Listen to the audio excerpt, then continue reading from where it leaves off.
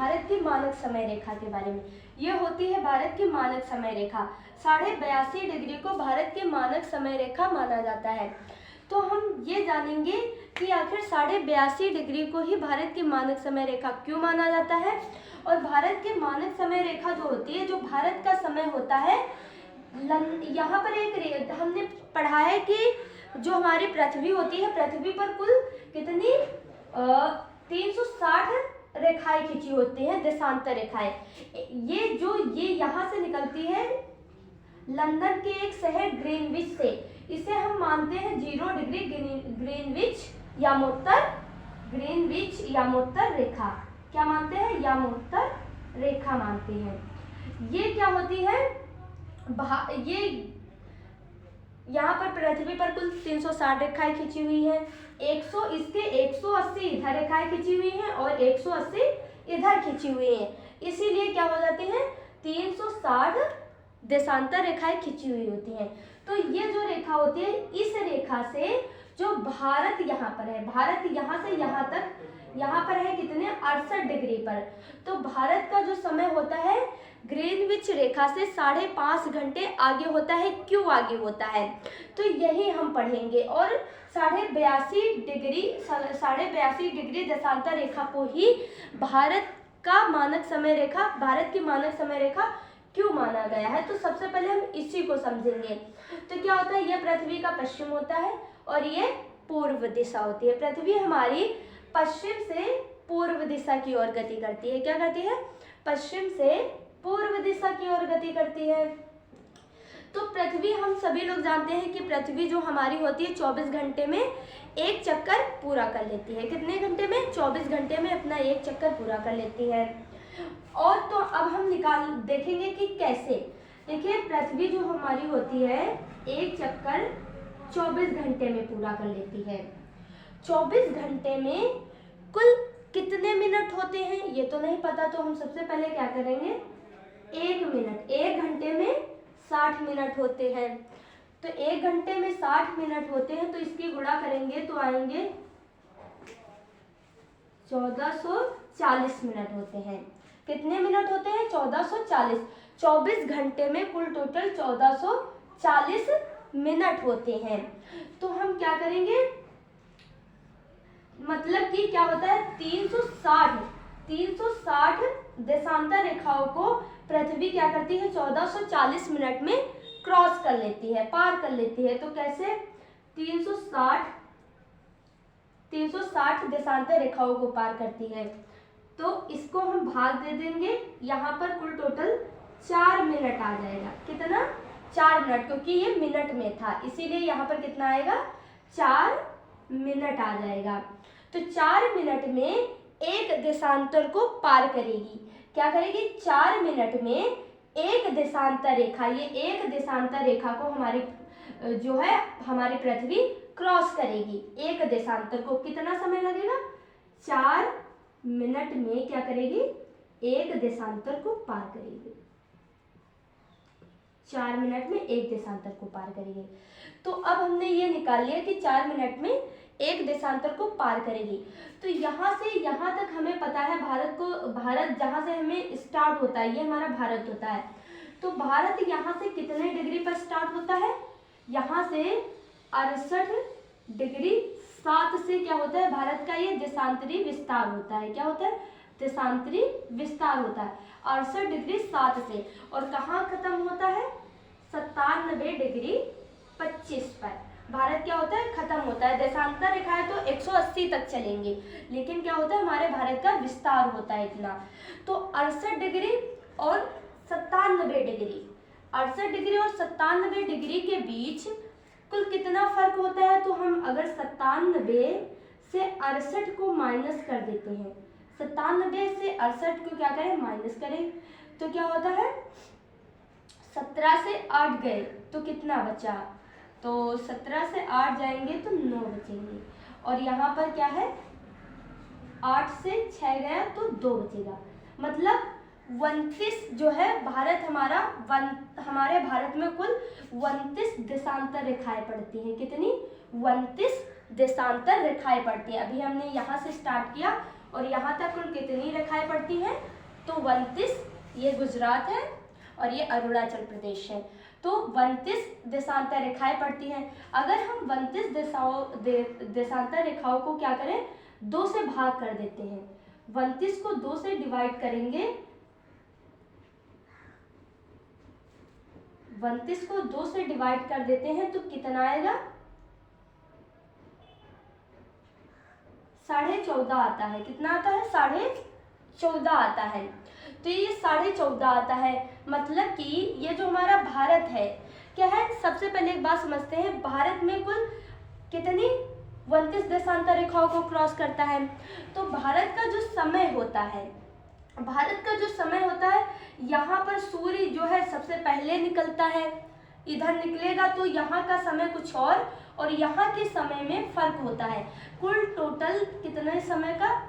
2 घंटे का फर्क होता है। कितने का? 2 घंटे का फर्क होता है। तो क्या होता है, ये समझा गया कि भारत का आखिर जो समय ऐसा समय रखा जाए जो पूरे भारत में चल सके। मतलब अगर हम यहाँ पर बात करें, यहाँ पे 7 बज रहा है तो यहाँ पर कितना 5 बज रहा होगा। तो एक ऐसी रेखा खींची गई जिससे कि क्या हो, भारत का दोनों तरफ का समय हो बराबर हो। तो क्या किया गया कि ये जो रेखा थी 82.5 डिग्री देशांतर रेखा, ये इधर 14.5 और इधर 14.5, यही रेखा जो थी बीच में पड़ गई थी। अभी हम यहाँ पे देखते हैं, ये 14.5 68 में अगर इसको हम ऐड करके देखें तो अगर 68 में इसको 8 4 12 और 6 1 7 और 1 8 और 0.5, तो ये जोड़ के कितना आ रहा था? 82.5 आ रहा था। तो इसीलिए इस रेखा को ही भारत की मानक समय रेखा माना गया है। फिर से एक बार हम समझ लेते हैं, अगर समझ में ना आया हो तो एक बार फिर से देख लेते हैं। देखिए क्या है, जो भारत की मानक समय रेखा है, ये क्या है? भारत की 82.5 डिग्री भारत की मानक समय रेखा है। भारत की मानक समय रेखा, मानक समय रेखा है। तो अभी हम समझते हैं कि भारत का समय निकालने के लिए क्या किया गया कि इधर हम ये देख रहे थे कौन सी देशांतर रेखा पड़ेगी जो भारत को 2 बराबर भागों में बांट रही हो। ठीक है, तो हमने क्या किया, इधर हमने यहाँ से यहाँ तक क्या किया, भारत यहाँ जैसे 68 से स्टार्ट हो रही थी और 97 पे खत्म हो रहा था, 97 पे खत्म हो, तो हमने क्या किया, भाग दिया, माइनस किया और यहाँ पर कितना आ गया, 29 आ गया। तो 29 को अगर हम 2 बराबर भागों में बांटेंगे तो 14.5 आएगा। कितना आएगा? 14.5 आएगा। इसको हमने क्या किया, 14.5 को हमने 68 में ऐड कर दिया। क्या किया? 68 में जोड़ दिया। तो 8 4 12, 6 7 8, ये क्या हुआ, 8 हो गया, 0.5। इसीलिए हम इसको 82.5 डिग्री को भारत की मानक समय रेखा मानते हैं। तो अभी इस पे हम समझ लेते हैं, 1 डिग्री जो होती है क्या होती है, ये रेखाएं 1 डिग्री के अंतराल पर खिंची हुई होती हैं। क्या होती है? 1 डिग्री के अंतराल पर खिंची होती हैं। यहाँ से यहाँ तक हम समय कैसे निकालेंगे? अभी हमने देखा यहाँ पर कितने 4 मिनट में एक देशांतर को पार कर रही थी। कितने मिनट में? 4 मिनट में एक देशांतर को पार कर रही थी। तो अगर हमें 15 डिग्री का निकालना हो और किसी का भी निकालना हो तो हम बहुत आसानी से निकाल सकते हैं। अब हमने क्या देखा, 4 मिनट में क्या कर रही थी, एक देशांतर को पार कर रही थी। तो जो है 82, जैसे कि 82 है, अगर हम मान लें कि यहाँ लंदन है, लंदन में 12 बज रहे होंगे और भारत का मानक समय रेखा कैसे निकालेंगे, 82.5 होता है, 82.5 5 गुणे 4, अगर हम 4 पंचे 20, 4 दूना 8, 8 2 10, 4 अठे 32 और 1 33। 82.5 डिग्री को हम 4 से क्या कर देते हैं, गुणा कर देते हैं, तो ये भारत का समय निकल आता है। ये कितना, ये पॉइंट यहाँ पे 330 मिनट में अभी निकला है। और अगर